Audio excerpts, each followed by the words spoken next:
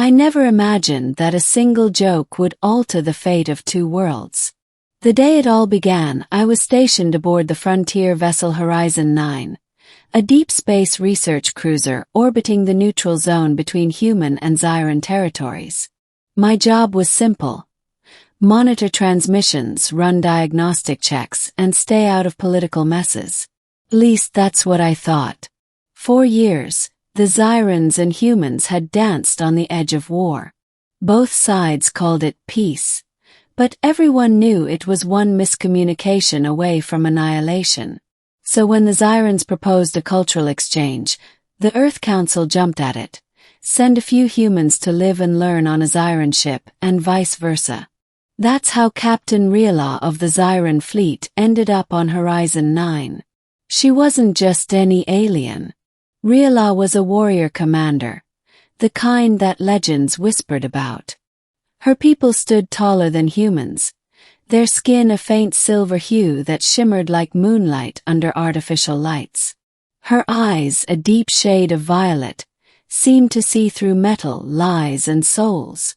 Everyone was terrified of her, except me, because I was too dumb to be scared. First contact, sort of. The first time I met her, she was inspecting the ship's armory, and I was carrying a tray of coffee from the galley.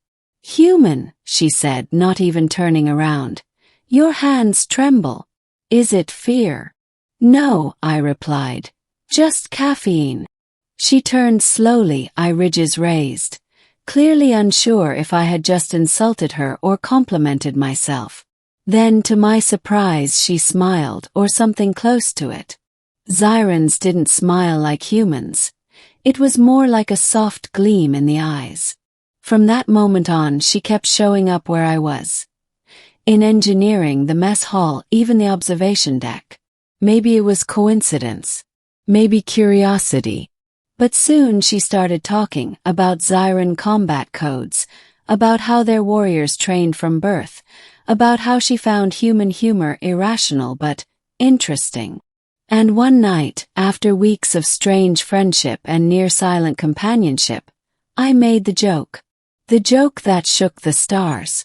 We were on the observation deck, staring at a nebula blooming in violet gas. It was beautiful, like a living painting. She said, "Humans are strange. You form emotional attachments easily."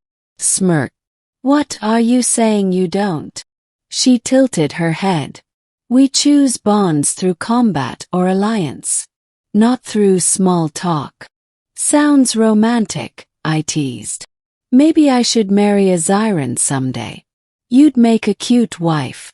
Silence. The kind that made your stomach twist. I turned my head to look at her. Her eyes had widened slightly, her pupils narrowing like a cat assessing danger. For a moment I thought she might kill me. Then she whispered, very quietly, "I accept." I laughed nervously. "Wait, what?" "Your proposal," she said calmly. "You challenged me and I accept." No. That was a joke," I said, hands waving in panic. But it was too late. A Xyran's word was a binding vow, especially when witnessed by another. And unfortunately, a security drone had been hovering nearby, recording everything. The next morning, the ship's intercom buzzed. "Crewman Ethan Ward, report to the diplomatic chamber." Immediate. I was doomed. Middle. The marriage hearing. The chamber was filled with both human officers and Xyran delegates. Riela stood tall in her formal armor, while I looked like I'd just crawled out of a vacuum vent. The human captain leaned forward. "Ethan, is it true you proposed marriage to the Xyran envoy?" "It was a joke," shouted. "A joke." Riela raised one elegant brow. "Among Xyrans, a verbal proposal accepted in earnest is a binding pact. There are witnesses. It cannot be undone without dishonor." The Xyran ambassador nodded gravely.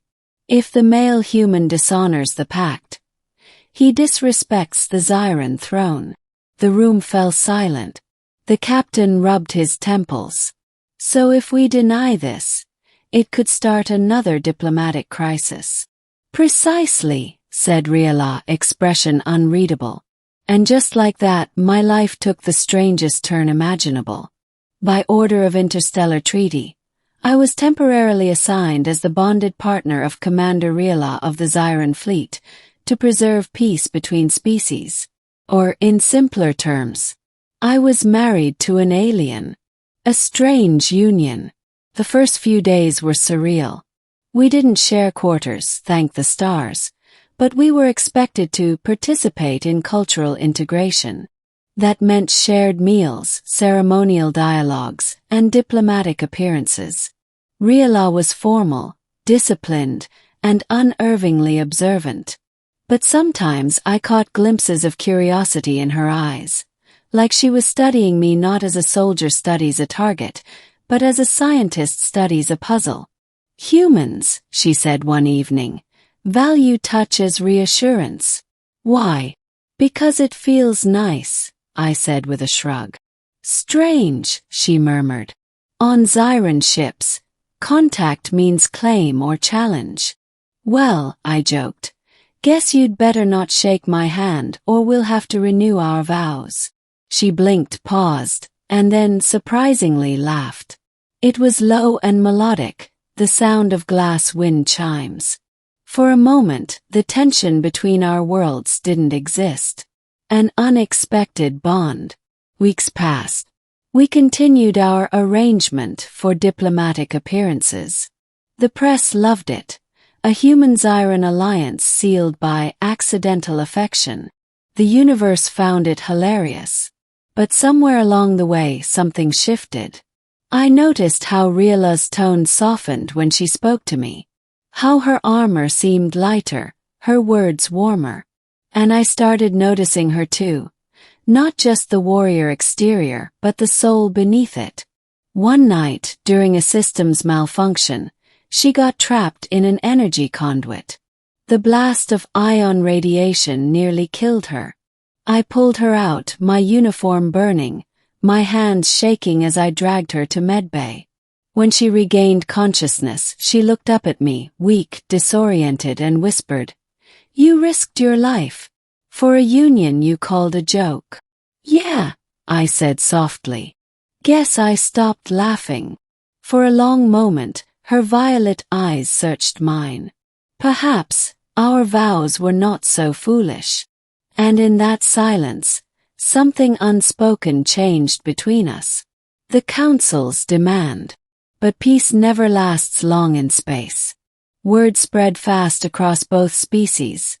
A human and a Xyran bonded. Some called it unity. Others called it blasphemy. The Xyran High Council demanded her return to face trial for dishonoring royal law. Riala was summoned back to her flagship, and I was ordered to accompany her as her bonded witness. When we arrived, the atmosphere on the Xyran flagship was thick with tension. The council chamber was filled with ancient nobles, tall, silver-skinned beings with eyes like polished crystal. "The bond between human and Xyran is forbidden," the High Chancellor thundered.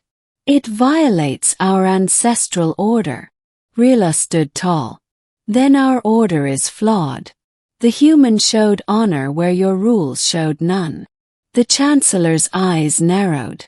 "You claim affection for this creature." Her voice was steady. "I claim loyalty." The chamber buzzed with outrage. They turned to me. "Human, do you love her?"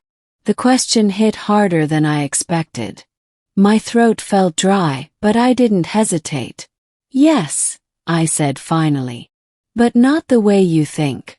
She's brave, fierce, and honest. And she's the first being who's ever treated me like an equal in a universe full of ranks and orders." A long silence followed. Then the Chancellor raised a clawed hand. "Then prove it."